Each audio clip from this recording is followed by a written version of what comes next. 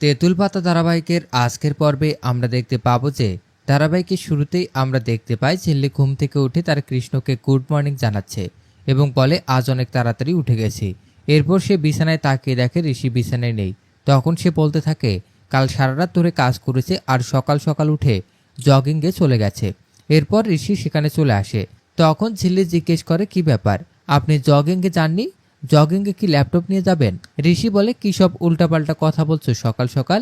ঝিল্লি বলে আপনি সারা রাত ধরে কাজ করেছেন, একটু তো ঘুমাতে হবে, না হলে তো শরীর খারাপ হবে। ঋষি বলে আমি কাজ করতে করতে ঘুমিয়ে পড়েছিলাম। এরপর ঝিল্লি বলে আমার ছোট থেকে স্বপ্ন ছিল রাজপুত্র ঘোড়ায় চড়ে আসবে, আর এখন তো দেখছি তার উল্টো। আপনি ঘোড়া হয়ে গেছেন, যেখানে সেখানে ঘুমিয়ে পড়েন। কিছুদিন পর তো দেখবো দাঁড়িয়ে দাঁড়িয়ে ঘুমাচ্ছেন। ঋষি বলে ফাজলামো বন্ধ করো, আমাকে তাড়াতাড়ি বেরোতে হবে, আজ কোর্টে হিয়ারিং আছে, এরপর অফিস যেতে হবে। ঝিল্লি বলে আমিও যাব কোর্টে, কিন্তু ঋষি তাকে নিষেধ করে যে তুমি কোনোভাবেই এসবে যাবে না। পরবর্তী সিনে আমাদের তেঁতুল পাতায় উঠোনে দেখানো হয় বড় মা এবং ঋষির মা মিলে পুজোর থালা বাসন বের করছে। অন্যদিকে ঋষির কাকা ঠাকুর আনার জন্য যোগাযোগ করছে। ঠিক সেই সময় ঝিল্লি এবং তার বানর সেনারা উপস্থিত হয় সেখানে। তখন ঋষির মা জানতে চায় কি ব্যাপার, তোমরা সকাল সকাল কোথায় যাচ্ছ? অঞ্জু বলে আমি বলেছিলাম না খেয়ালি চলে যাওয়ার পর এই মেয়ে উড়নচণ্ডী হয়ে যাবে, তো সেই করতেই যাচ্ছে। এরপর ঝিল্লি বলে তার কাজ আছে। রিজু বলে বিদ্যুৎ বিল দিতে যাবে। তাতাই বলে তুতুলের পরীক্ষা আছে, তাই ছাড়তে যাচ্ছি। এরপর রিঙ্কিকে জিজ্ঞেস করে সে কোথায় যাচ্ছে। তখন রিঙ্কি বলে সে লাইব্রেরিতে যাচ্ছে বই জমা দিতে। তখন অঞ্জু বলে লাইব্রেরিতে যাচ্ছিস, তাও শাড়ি পরে সেজে গুজে? তখন বড়মা বলে বাড়িতে পুজো, না হয় একটু সেজেছে তো কি হয়েছে। এরপর বড়মা বলে দুপুরের মধ্যেই সকলে ফিরে আসবে, বাড়িতে পুজো আছে। এরপর তারা বেরিয়ে যায়। পেছন থেকে ঋষি তাদের দেখে বলে সকলে আবার একজোট হয়ে কোথায় যাচ্ছে। পরবর্তী সিনে আমাদের রাস্তায় দেখানো হয় অমিত এসে রিঙ্কিকে নিয়ে যায়। গাড়িতে উঠে রিঙ্কি জানতে চায় কোথায় যাচ্ছি। অমিত বলে আমার ওপর কি ভরসা নেই? রিঙ্কি বলে ভরসা তো করতে চেয়েছি, কিন্তু আপনি তো সেটা চান না। এরপর তারা চলে যায়। অন্যদিকে তুতুল পরীক্ষা দিতে যাওয়ার জন্য টোটোতে করে উঠতে যাবে, তখন টোটোতে লেগে তার জামা ছিঁড়ে যায়। ঝিল্লি বলে বড়মা বলতো কোনো শুভ কাজে যেতে গিয়ে বাধা হলেই বিপদ আসতে পারে। এরপর তুতুলের সাথে ঝিল্লি কাউকে পাঠাতে চায়, কিন্তু তুতুল নিষেধ করে। তুতুল চলে যাওয়ার পর ঝিল্লি, রিজু এবং তাতাই মিলে অমিত এবং রিঙ্কিকে ফলো করতে থাকে। পরবর্তী সিনে আমাদের কোর্টে দেখানো হয় সাংবাদিকরা ভাইয়াজি এবং বাবুয়ার কেসের হিয়ারিংয়ের খবর প্রচার করছিল। তখন ঋষি উপস্থিত হয়।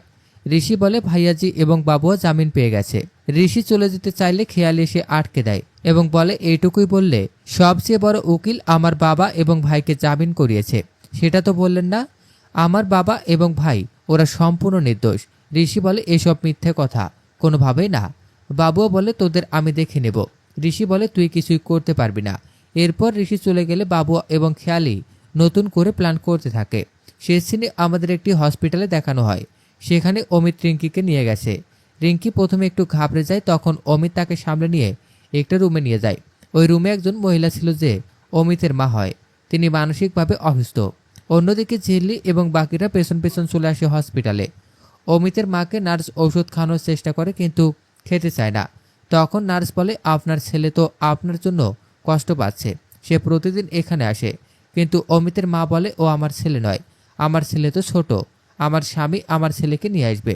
এরপর আমাদের অমিত এবং রিঙ্কিকে দেখানো হয়। অমিত রিঙ্কিকে বলে ইনি আমার মা, মানসিকভাবে অসুস্থ। তিনি আজও বিশ্বাস করেন তার সন্তান ছোট আর তার স্বামী বেঁচে আছে। আমি এই পরিস্থিতির মধ্যে তোমাকে কি করে আমার পরিবারের সাথে জড়িয়ে নিতাম বলো? আমি কি ভুল করেছি? রিঙ্কি কিছু না বলে ভেতরে চলে যায় এবং অমিতের মাকে আন্টি বলে ডাকে। অমিতের মা রিঙ্কির কাছে এসে তার গলা চেপে ধরে এবং বলতে থাকে তুমি আমার স্বামীকে মেরে ফেলেছো, তাই না? এই দৃশ্য দেখে অমিত ভেতরে এসে রিঙ্কিকে ছাড়ানোর চেষ্টা করে। অন্যদিকে ঝিল্লি এবং বাকিরা এই দৃশ্য দেখে অবাক হয়ে যায়। তো দর্শক, এই ছিল তেঁতুল পাতা ধারাবাহিকের আজকের আপডেট। প্রতিদিনের আপডেট সবার আগে পেতে আমাদের চ্যানেলটি এখনই সাবস্ক্রাইব করুন।